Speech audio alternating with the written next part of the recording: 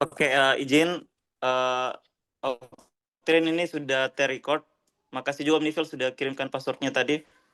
Kita langsung mulai saja. Nanti yang jadi operator nanti Om Andi. Kemudian nanti yang pimpin diskusi seperti dalam flyer itu Ibu Octrin. Selanjutnya semoga tidak ada kendala. Nanti izin Bapak Ibu bisa dinyalakan kameranya kalau sinyalnya tidak berhalangan. Kepada Octrin saya persilahkan.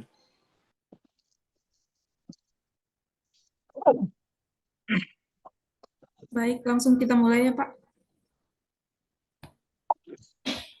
Siap. Assalamualaikum warahmatullahi wabarakatuh. Waalaikumsalam warahmatullahi wabarakatuh. PLT Ketua Bawaslu Kabupaten Kolaka Timur, Bapak Ian Purnama Junior, SH.MH, yang saya hormati, Div HP2H, Bawaslu Kabupaten Kolaka Timur, Bapak Hari Sukma Pradinata, STR, yang saya hormati, Kepala Sekretariat, Bapak Ridwan SLCMAP, Kalam SIP. Dan yang saya hormati juga Bapak Ibu rekan-rekan staf Bawaslu Kabupaten Kolaka Timur. Puji syukur kita panjatkan kehadirat Tuhan Yang Maha Esa, karena atas rahmat-Nya dan karunia-Nya kita dapat berkumpul bersama dalam kegiatan ngabuburit pengawasan episode pertama ini dengan topik yang sangat penting dan relevan bagi kita, yaitu manajemen risiko kelembagaan pengawas pemilu di masa non-tahapan. Bapak Ibu sekalian, masa non-tahapan bukan berarti masa tanpa aktivitas. Justru di masa inilah penguatan kelembagaan, pengendalian internal, serta mitigasi risiko perlu dilakukan secara sistematis, agar lembaga pengawas pemilu tetap siap dan tangguh menghadapi setiap dinamika yang muncul menjelang tahapan berikutnya. Sebelumnya izinkan saya memperkenalkan diri. Saya Octrin Situmorang, walaupun mungkin kita sudah saling tahu. Di sini saya akan menjadi moderator yang akan memandu jalannya kegiatan ngabuburit pengawasan episode pertama ini. Terima kasih untuk kesempatan yang diberikan oleh panitia untuk saya. Senang sekali rasanya Bapak Ibu, pimpinan dan rekan-rekan semua, kita bertemu di acara ngabuburit pengawasan kita meskipun dilaksanakan secara daring.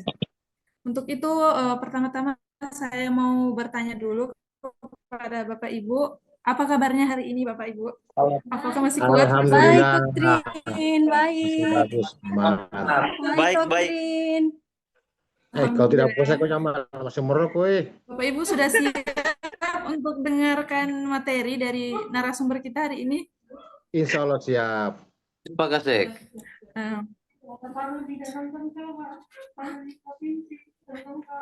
Bapak Ibu pimpinan dan rekan-rekan, jadi untuk kegiatan ngabuburit pengawasan kita hari ini dengan materi manajemen risiko kelembagaan pengawas pemilu di masa non-tahapan dengan narasumber kita yaitu PLT Ketua Bawaslu Kabupaten Kolaka Timur, Bapak Ian Purnama Junior.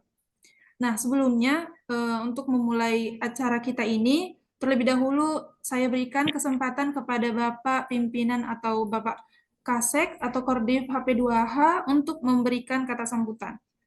Kepada Bapak Kordiv HP2H, Pak Hari Sukma Pradinata, waktu dan layar saya berikan.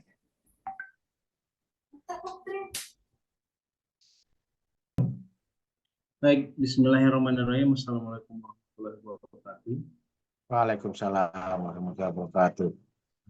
Saya hormati PLT Ketua Bawaslu Kabupaten Kolaka Timur yang hari ini sekaligus menjadi narasumber di kegiatan ngabuburit pengawasan. Ya, alhamdulillah ini menjadi pertama kalinya. Awal ini, pembuka kali ini kita bisa memaksimalkan dengan segala keterbatasan dan fasilitas ada. Tentunya dengan dibantu oleh Kasubag kita, Pak Dirwan, yang alhamdulillah berkat beliau beberapa kegiatan-kegiatan kita juga jadi lebih maksimal ya. Nah, selain itu juga terkait dengan kegiatan hari ini yang bertema manajemen risiko kelembagaan pengawas pemilu di masa non-tahapan. Nah, harapannya juga ini menjadi insight, masukan, serta pengembangan untuk kita semua. Tentunya melalui forum-forum ini seperti ini juga kita bisa menambah wawasan kita. Tidak juga mesti harus tema yang sama, tapi mungkin di lain kesempatan kita akan melakukan kegiatan yang sama dengan tema mungkin yang lebih beragam. Nah, sesuai dengan harapan kita bersama pada awal kali ini kita mencoba melibatkan internal sebagai pemateri, tapi tidak terlepas dari itu juga harapannya juga kita nantinya bisa mencoba mengundang dari eksternal sebagai pemateri ya, mungkin yang berkaitan dengan tema di bulan Ramadan lah, untuk menambah ilmuwan kita dari segi keagamaan.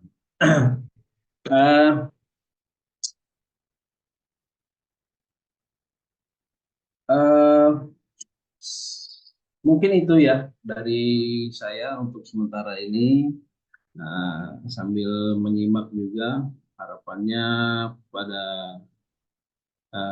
kegiatan kali ini teman-teman bisa aktif. Tadi saya lupa sampaikan ya, apa? Oh iya, saya hormati juga Pak Kasek, teman-teman staf, moderator. Saya sampai lupa, mungkin pengaruh puasa kali ya, apalagi di jam-jam rawan.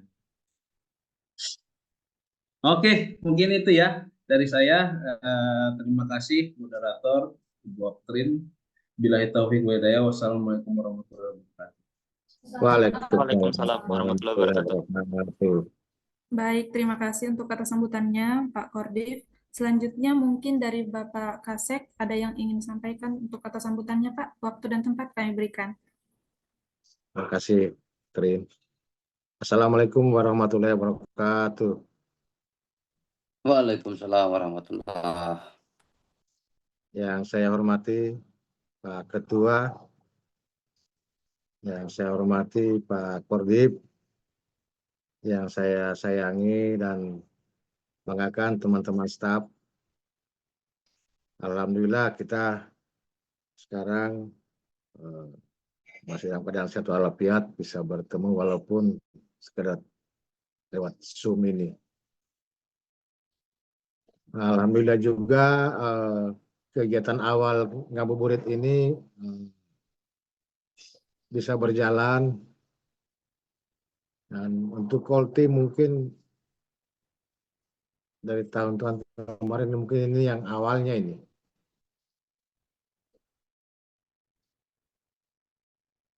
Nah, jadi saya harapkan sama teman-teman staf untuk lebih giat memperhatikan ini. Mungkin itu yang saya bisa sampaikan ya. Assalamualaikum warahmatullahi wabarakatuh. Waalaikumsalam warahmatullahi wabarakatuh. Waalaikumsalam warahmatullahi wabarakatuh. Baik, terima kasih Pak Kasek untuk kata sambutan yang diberikan. Tidak usah berlama-lama lagi, selanjutnya kita akan mendengarkan materi yang sangat penting dan relevan untuk kelembagaan kita. Untuk itu, marilah kita dengarkan paparan materi dari narasumber kita kepada Bapak Ian Purnama Junior, PLT Ketua Bawaslu Kabupaten Kolaka Timur. Waktu dan layar kami berikan. Oke, baik. Assalamualaikum warahmatullahi wabarakatuh. Waalaikumsalam warahmatullahi wabarakatuh. Selamat siang, salam sejahtera untuk kita sekalian. Salam, Om Swastiastu, Namo Buddhaya, salam kebajikan. Alhamdulillah, alhamdulillahirabbil alamin. Wassalatu wassalamu ala asyrafil anbiya'i wal mursalin wa ala alihi washabihi ajmain. Ma'bad. Allahumma shalli ala sayyidina Muhammad wa ala ali sayyidina Muhammad. Yang terhormat pimpinan Bawaslu Kabupaten Kolaka Timur, ada Pak Haris Sukma Pradinata yang membersamai kita pada siang hari ini. Kemudian ada Pak Kasek, Pak Ridwan, kemudian ada Pak Kasubag, Pak Dirwan yang telah berupaya menyelenggarakan ngabuburit pengawasan ini dalam kondisi keterbatasan kita, dan seluruh rekan-rekan staf yang tetap semangat membersamai pimpinan maupun Kasek dalam setiap giat-giat Bawaslu.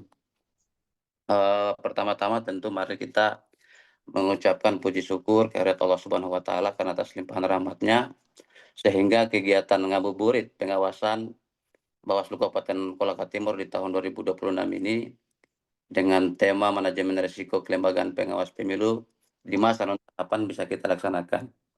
Salawat serta salam juga tak lupa kita haturkan, semoga kita mendapat syafaat dari Nabi kita Muhammad Sallallahu Alaihi Wasallam. Sesuai dengan tema bahwasanya ngabuburit kita ini bukan cuma sekedar untuk menunggu waktu berbuka, akan tetapi juga menguatkan semangat pengawasan kita, soliditas kita, kebersamaan kita hadir untuk menjaga keadilan dan memastikan demokrasi tetap berjalan dengan integritas kita sebagai pengawas pemilu. Nah, kemudian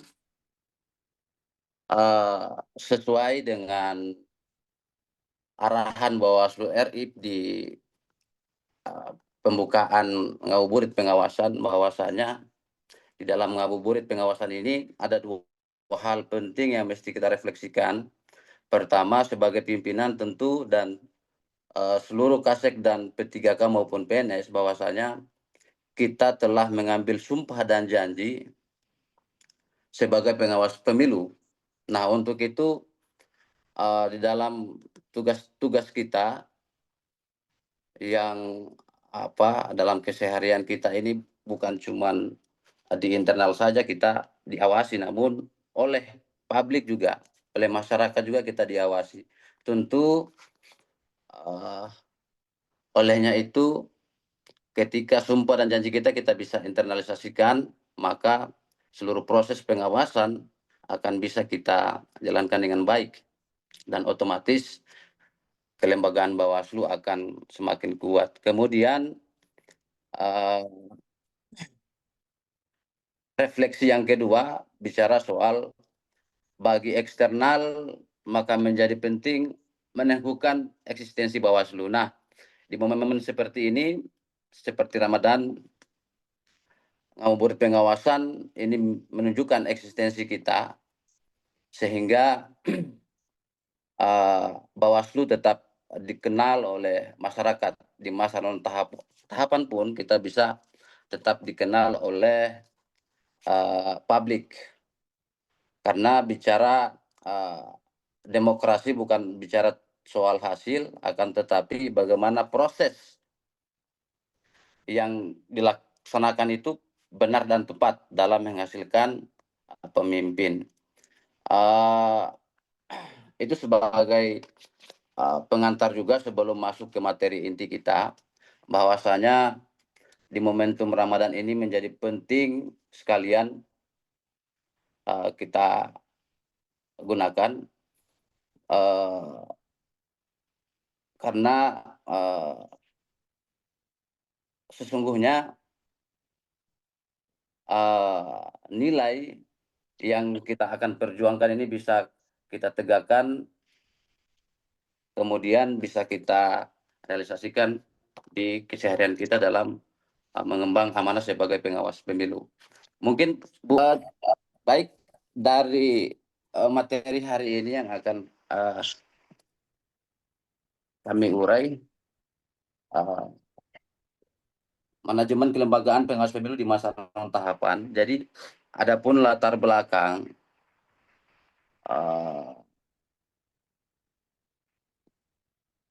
mengenai manajemen risiko di masa non tahapan atau masa tenang sebelum pemilu maupun pemilihan. Yang pertama, tentu risiko kelembagaan ini akan banyak kita hadapi.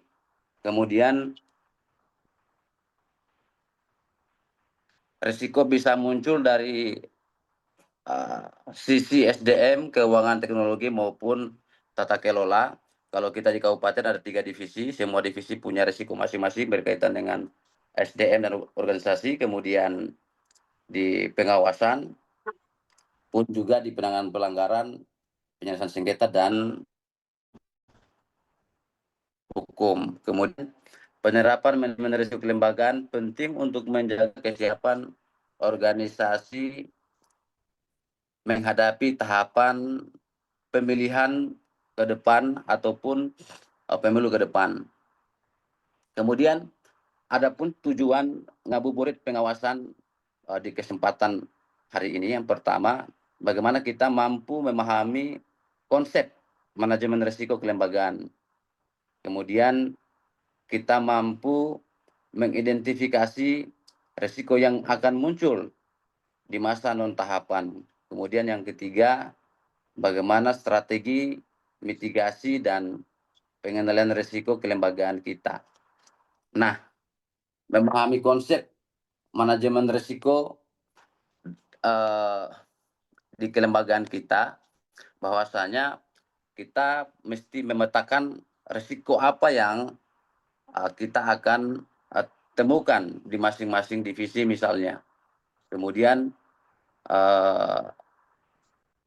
kita mampu menilai risiko, seberapa besar peluang risiko terjadi dan seberapa besar dampak terhadap tujuan kelembagaan kita di masing-masing divisi. Kemudian mitigasi risiko, menetapkan langkah pengendalian agar risiko bisa dikurangi atau dicegah sebelum terjadi. Yang terakhir, kita akan melakukan evaluasi berkaitan dengan yang kita sudah lakukan. Kemudian konsep dasar manajemen risiko.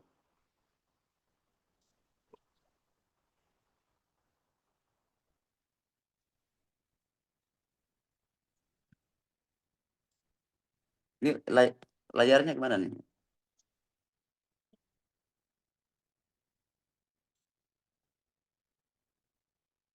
Ya, konsep dasar manajemen risiko. Dari pengertian bahwasanya berdasarkan peraturan pemerintah nomor 60 tahun 2008 tentang sistem pengendalian internal pemerintah SPIP, manajemen risiko adalah proses yang terstruktur dan sistematis untuk mengidentifikasi, menganalisis, mengevaluasi, dan mengendalikan risiko yang dapat mempengaruhi tujuan organisasi. Nah, ini merupakan konsep dasar manajemen risiko. Ada 4 komponen utama di dalam konsep dasar manajemen risiko. Itu yang pertama, mengidentifikasi risiko, analisis risiko, evaluasi risiko, kemudian pengendalian dan pemantauan. Nah, kalau di internal kita, Bawaslu Kolaka Timur misalnya, jadi identifikasi risiko-risiko pada pemilihan ke depan, itu kita sudah harus mampu jawab, ya. Jadi kita sebagai Bawaslu harus mampu mengidentifikasi masalah-masalah atau potensi-potensi risiko yang akan kita hadapi berkaitan dengan keuangan misalnya, berkaitan dengan bagaimana kesiapan SDM kita misalnya, bagaimana dengan SDM kita melakukan proses pengawasan, apakah sudah bisa menulis form A dengan baik dan benar misalnya, ya. Kemudian apakah ketika menerima laporan atau mengkaji laporan sudah bisa dilakukan oleh seluruh staf misalnya, bukan cuman staf penanganan pelanggaran pun juga misalnya staf pengawasan ataupun SDM sudah mampu melakukan kajian penanganan pelanggaran. Artinya ke depan ketika pemilu sudah di launching, sudah mulai masuk tahapan pemilu, kita sudah semua staf yang ada di Bawaslu Kabupaten Kolaka Timur sudah memiliki kemampuan yang mumpuni, baik di dalam hal di divisi SDM, dia bisa ditempatkan di situ, pun juga di pengawasan atau juga di penanganan pelanggaran. Jadi harapan kami sebagai pimpinan bahwasanya seluruh staf yang ada di Bawaslu Kabupaten Kolaka Timur sudah mampu, minimal tidak kalau melakukan kajian terhadap laporan misalnya sudah bisa. Kemudian juga dalam hal melaporkan LPH, laporan harian pengawasan LHP, itu sudah bisa dibuat sendiri, jangan lagi diminta dibuatkan oleh teman-teman yang lain. Minimal tidak laporan hasil pengawasan tidak mencontek-contek lagi, sudah bisa dilakukan sendiri. Kira-kira seperti itu. Kemudian jenis-jenis resiko di masa non tahapan. Jadi di masa non tahapan ini ada beberapa risiko, ada 5 risiko yang ditampilkan di sini. Bahwasanya risiko strategis, misalnya kurangnya evaluasi hasil tahapan sebelumnya. Nah, risiko strategis ini menjadi penting merefleksi tahapan sebelumnya yang sudah kita lakukan dalam hal tahapan pemilu maupun pemilihan. Ada beberapa kesalahan-kesalahan atau kekeliruan yang kita lakukan di masa pemilu dan pilkada kemarin. Nah, ini kemudian kita bisa melakukan korektif terhadap kinerja kita kemarin agar ke depan bisa kita lebih baik lagi. Kemudian risiko operasional, misalnya lemahnya dokumentasi dan koordinasi antar unit. Nah, ini artinya di kelembagaan kita di Bawaslu Kabupaten Kolaka Timur, sadar kita tidak sadar memang dalam risiko operasional ini kita dalam hal dokumentasi dan koordinasi antar unit masih sangat lemah. Olehnya itu, melalui kesempatan ini kami menyampaikan untuk kita saling menguatkan gitu, biar ke depan kita akan semakin kuat dalam hal bagaimana kita melakukan pendokumentasian terhadap laporan hasil pengawasan yang kita lakukan dan dikoordinasikan di antar unit, karena di setiap akhir tahapan ada namanya laporan komprehensif di masing-masing divisi dan itu disatukan di dalam satu laporan hasil pengawasan pemilihan, dan ini mesti terkoordinasi di antara masing-masing divisi. Kalau kayak kemarin misalnya, nah laporan di SDM mana, di laporan pengawasan mana, laporan P3S di mana, nggak sinkron jadinya. Nah, harapan kami ke depan teman-teman semakin solid agar dalam hal penyusunan laporan maupun hal-hal strategis berkaitan dengan pengawasan tahapan kita bisa maksimalkan. Kemudian ada resiko keuangan, misalnya terkait pengolahan anggaran non tahapan yang tidak efisien. Nah, di masa non tahapan ini apalagi ini. Jadi mumpung ada Pak Kasek juga di sini, kita saling mengingatkan bahwasanya apalagi kemarin sudah ada sidang DKPP berkaitan penyalahgunaan wewenang oleh KPU Konut yang dilakukan oleh Kepala Sekretariat. Nah, ini juga menjadi refleksi kita. Artinya meskipun di masa non tahapan kita saling mengingatkan untuk tidak terjadi di Bawaslu Kabupaten Kolaka Timur. Artinya pengolahan anggaran kita mesti sangat terbuka di tengah-tengah efisiensi. Jadi setiap kegiatan yang akan kita lakukan, insya Allah kita akan saling menopang. Misalnya seperti kemarin ada kegiatan-kegiatan konsolidasi demokrasi yang akan kita lakukan di tengah-tengah efisiensi. Nah, kita mesti kreatif. Kalau misalkan kita butuh banner, kita butuh baliho untuk misalkan melakukan sosialisasi konsolidasi demokrasi. Bagaimana caranya biar hal-hal kecil yang semacam itu bisa kita antisipasi agar pencitraan kita ketika misalkan pada saat kita turun konsolidasi demokrasi bisa kita maksimalkan di media sosial kita. Kira-kira seperti itu. Kemudian resiko SDM, misalnya penurunan semangat kerja atau ketidaksesuaian kompetensi. Nah, ini menjadi penting.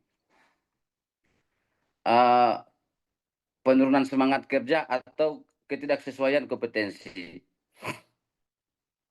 Jadi teman-teman karena sudah mengambil sumpah dan janji jabatan sebagai ASN misalnya atau sebagai P3K, nah tentu apa yang menjadi tanggung jawab teman-teman sesuai dengan SK teman-teman, ini harus diperhatikan. Ketika misalkan teman-teman ditempatkan di keuangan, konsentrasinya di keuangan, kemudian di pengawasan seperti itu juga pun di penanganan pelanggaran. Nah, akan tetapi di lintas divisi harapan kami bisa saling mengisi. Artinya seluruh SDM yang ada di Kabupaten Kolaka Timur tidak hanya fokus di keuangan misalnya seperti Oktrin atau si Wulan, tapi juga bisa melakukan giat-giat pengawasan dan bisa melakukan pengkajian di penanganan pelanggaran. Artinya kita bisa ke depan kita di masa non tahapan ini kita bisa switch pengetahuan. Kita akan sering lakukan penguatan di internal kita agar secara sumber daya manusia di staf Bawaslu Kabupaten Kolaka Timur sudah bisa saling mengisi antar divisi. Kemudian yang terakhir mengenai resiko teknologi dan informasi. Misalnya lemahnya keamanan data. Nah, bicara keamanan data berarti ini karena kemarin kalau tidak salah ada hard disk yang hilang yang dimiliki oleh Nivel misalnya, dan itu merupakan data penting. Secara keamanan kita mesti tingkatkan agar barang-barang di dalam kantor itu supaya tidak hilang. Ini fisiknya. Nah, kemudian isinya juga isi data yang di laptop misalnya atau di hard disk tadi itu bisa di di save di lintas lintas divisi, ataupun ada data yang dipersiapkan oleh Pak Kasek misalnya,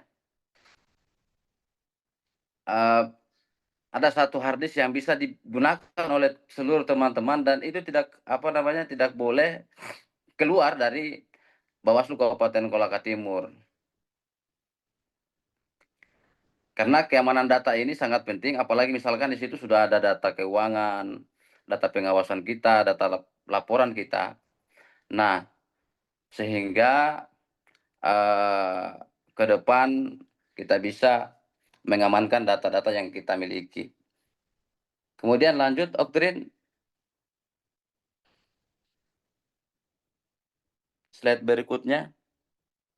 Nah, kemudian langkah-langkah mitigasi resiko. Jadi,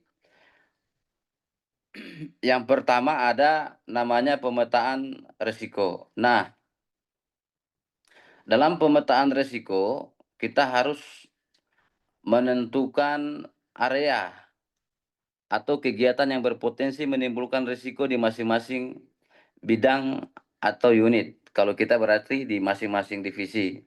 Kemudian penilaian risiko, menilai seberapa besar peluang risiko yang terjadi dan seberapa besar dampaknya terhadap tujuan lembaga. Kemudian ada mitigasi risiko.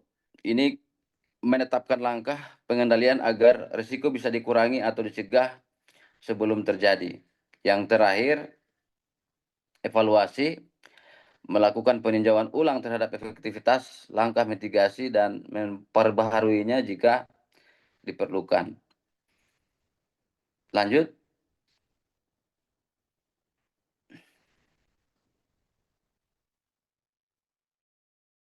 Peran Bawaslu di masa non-tahapan.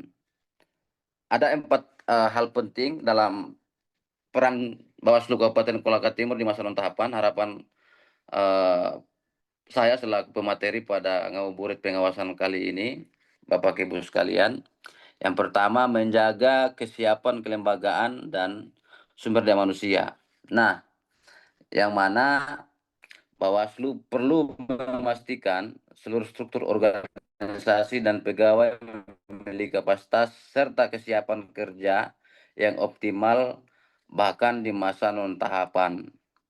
Kemudian hal ini penting agar lembaga tetap tanggap terhadap dinamika politik dan administrasi pemilu yang bisa terjadi sewaktu-waktu. Untuk struktur organisasi kita, kemarin kita sudah melakukan pleno untuk pengisian struktur. Dalam hal ini kasek definitif, kasubag yang belum terisi supaya diisi. Begitupun dengan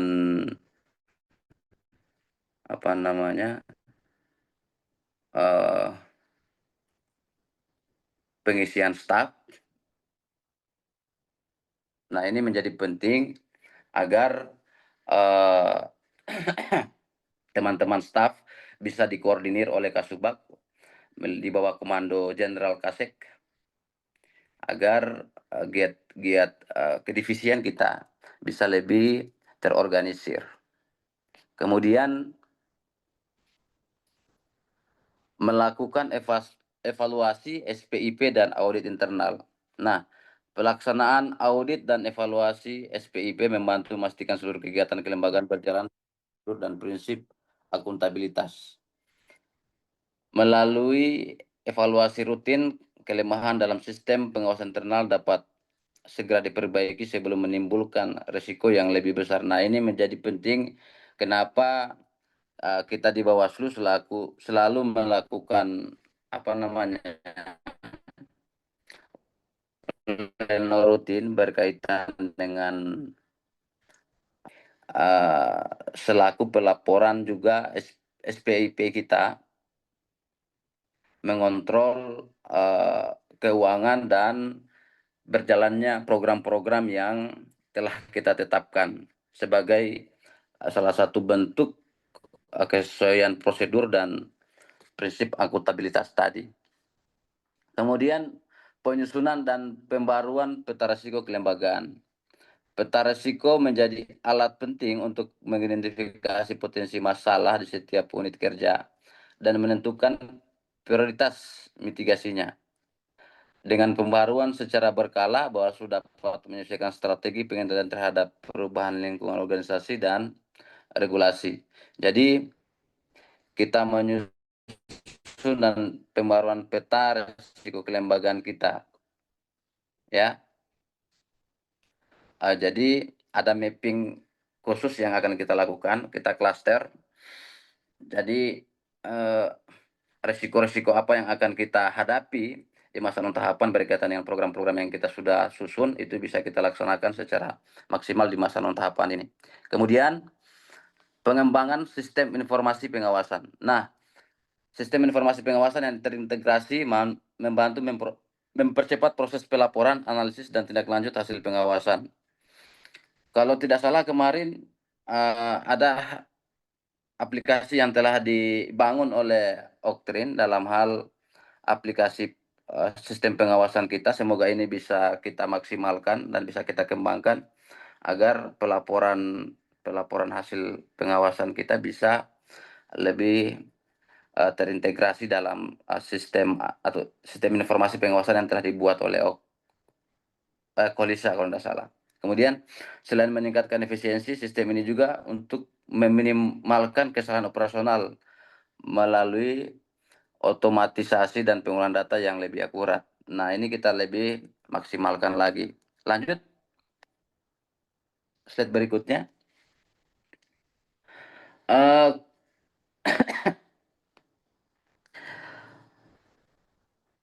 Meningkatkan efektivitas dan efisiensi kinerja. Ini bicara soal manfaat penerapan manajemen risiko. Jadi yang pertama, manfaat penerapan manajemen risiko tentu untuk meningkatkan efektivitas dan efisiensi kerja. Penerapan manajemen risiko membantu lembaga bekerja lebih terarah karena potensi hambatan sudah diantisipasi sejak awal. Kemudian dengan begitu sumber daya dapat dimanfaatkan secara optimal tanpa banyak waktu dan biaya terbuang untuk mengatasi masalah yang seharusnya bisa kita cegah. Yang kedua, mencegah kesalahan administratif. Jadi melalui identifikasi dan pengendalian risiko, prosedur kerja dapat diperbaiki agar sesuai dengan ketentuan yang berlaku. Hal ini mengurangi kemungkinan terjadinya kesalahan dalam penyusunan dokumen, pelaporan, atau penggunaan anggaran. Manfaat yang ketiga, membangun budaya kerja antisipatif. Jadi, manajemen risiko mendorong seluruh pegawai untuk berpikir proaktif dan waspada terhadap potensi masalah dalam setiap kegiatan. Budaya ini menciptakan lingkungan kerja yang lebih siap menghadapi perubahan dan tantangan organisasi. Kemudian, manfaat yang keempat, memperkuat akuntabilitas dan transparansi.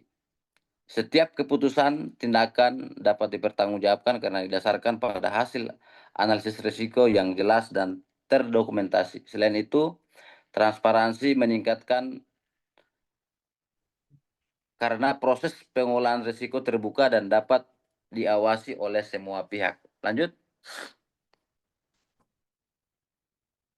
Sebagai kesimpulan, bahwasanya manajemen risiko kelembagaan pengawas pemilu di masa tahapan merupakan upaya strategis untuk memastikan kesiapan, ketahanan, dan akuntabilitas lembaga pengawasan dalam menghadapi berbagai potensi risiko sebelum memasuki tahapan pemilu. Kemudian, melalui penerapan manajemen risiko yang sistematis, mulai dari identifikasi, analisis, evaluasi, sehingga pengendalian risiko, lembaga dapat mencegah gangguan terhadap pelaksanaan tugas, menjaga integritas kelembagaan, serta meningkatkan efektivitas dan efisiensi kerja.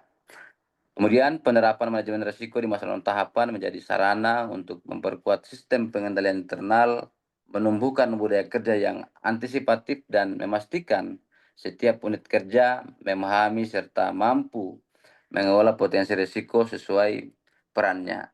Dengan demikian, pengawas pemilu dapat lebih siap, tangguh, dan responsif dalam melaksanakan tugas pengawasan baik di masa non-tahapan maupun pada saat tahapan pemilu berlangsung. Demikian doktrin dan sahabat-sahabat sekalian, lebih dan kurangnya mohon dimaafkan.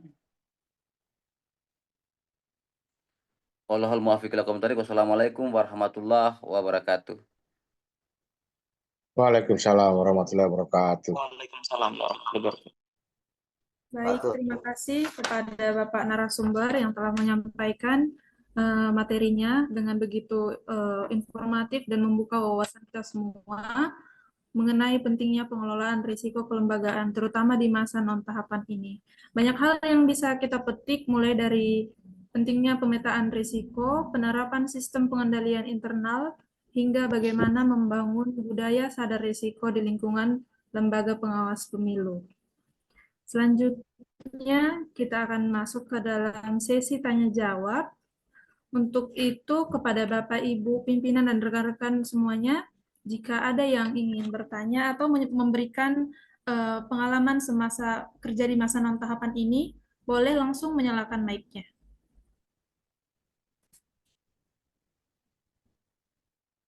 Tahapan ini kan mungkin ada saja misalnya ketika kita di luar kantor, mungkin misalnya ada yang kayak masyarakat bertanya tuh, di masa non tahapan ini Bawaslu itu ngapain kerjanya? Yang dari saya ya Pak, sebagai moderator juga jadi bertanya. Ya, boleh. Pak. Ya, sedikit mungkin izin. Yang saya hormati Ketua Bawaslu Kabupaten Kolaka Timur, yang saya hormati Kordev HP2H, yang saya hormati Kepala Sekretariat Bawaslu Kabupaten Kolaka Timur, kemudian yang saya hormati Kepala Subbagian P2P, dan teman-teman rekan-rekan staf fungsional dan pelaksana Bawaslu Kabupaten Kolaka Timur. Terkait resiko kelembagaan, hanya menurut hemat saya secara pribadi bahwa skop manajemen resiko ini kan sebenarnya banyak. Hanya pada saat ini yang kita bahas adalah skop yang lebih luas, lebih luas menjangkau, yaitu skop kelembagaan. Jika di ruang-ruang kerja divisi SDMO dalam hal ini subbagian administrasi, biasanya untuk melakukan manajemen risiko hanya pada skop pengelolaan keuangan. Namun sekarang yang kita bahas itu adalah skop kelembagaan. Kalau pada skop pengelolaan keuangan biasanya dirinci tiap siklus. Ada beberapa lini-lini yang memang itu dianggap bisa saja berdampak pada pelaksanaan tugas-tugas yang memungkinkan terjadinya fraud atau yang kedepannya bisa membuat kinerja keuangan itu bisa bermasalah. Sekarang kalau di skop kelembagaan, bagi saya resiko yang mungkin yang harus yang menjadi salah satu penekanan dan mungkin menurut saya bukan belum sempat yang perlu menjadi prioritas, yaitu adalah terkait pertanyaan masyarakat tentang eksistensi Bawaslu, dalam ini Bawaslu Kabupaten Kolaka Timur di masa non tahapan. Apalagi kita, menurut saya, kita itu belum memiliki metode atau cara melihat sentimen masyarakat, baik melalui media sosial atau yang lain-lain terhadap kerja-kerja Bawaslu. Kita kan selama ini fokusnya adalah bagaimana menggambarkan apa yang kita kerja kepada masyarakat melalui kerja-kerja kehumasan tanpa melihat bagaimana sentimen masyarakat. Jangan sampai kerja-kerja kita itu dianggap hal yang tidak reliable dengan apa yang dibutuhkan masyarakat. Atau jangan sampai Bawaslu ini sebenarnya tidak dibutuhkan di masa tahapan. Apalagi sekarang kan di generasi, kalau generasi milenial kan dewasa. Hanya Gen Z ini yang tidak dewasa melihat kondisi, menurut saya sebagai generasi milenial. Itu memang menjadi perhatian juga kita, yaitu bagaimana melihat sentimen publik, baik melalui media sosial. Dalam hal ini kan kita sering menggunakan Instagram, dan itu terhadap kinerja kita. Yang kemudian itu bisa kita gunakan sebagai indikator manajemen risiko.